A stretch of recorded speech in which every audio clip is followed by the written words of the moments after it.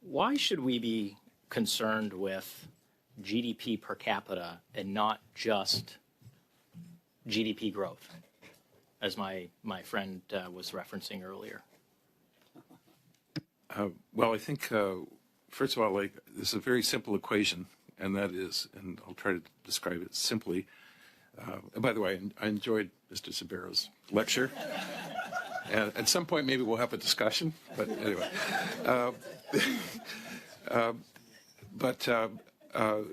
growth is equal to per capita growth, and the growth rate is equal to the growth rate in per capita GDP plus population growth, roughly.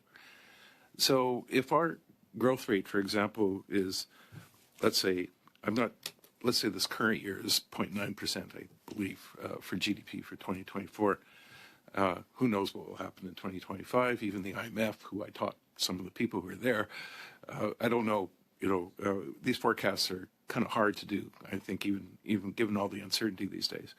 But just taking this year, you have 0.9% growth in GDP for Canada, if I recall the number correctly.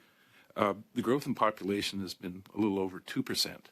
So that means our per capita GDP has fallen by 2%, or minus 0.9%. So it means if I can get declined because all our GDP growth in the past couple of years, almost 3 years now, has been due to population increase, but and our per capita GDP has actually dropped. So using the economic pie analogy, the pie is getting bigger, but the slices are actually getting smaller.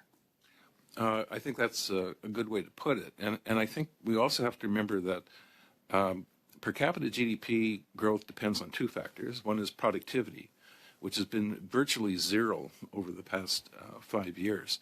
And productivity is the amount of GDP per working hour. But it's also affected by the employment rate and unemployment rate. And one of the things that's happened, 2 years ago, July 2022, we actually, which is good news, we actually had the lowest unemployment rate that we've had for quite a long time, was 4.9%, but has now climbed up to 6.6% in August, and it's now 6.5% in September. But the number of unemployed has increased quite dramatically to almost 1.4 million people, almost over 400,000 people since in 2 years. And what's really concerning is that 1/3 of that are young people between the ages of 15 to 24.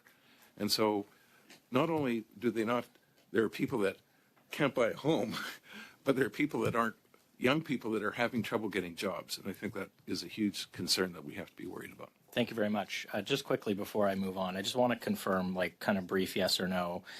Your testimony was 50% of those impacted by the capital gains actually make less than $117,000 otherwise would make less than $117,000 a year.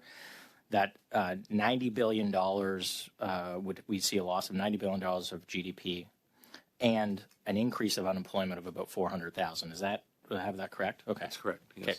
Thank you very much. Oh, yes, and I should add, there's a paper that City Hall is going to be putting out of mine that gives a lot of the references and detail, and it'll be available in answer to Mr. Sunbury. Thank you very much.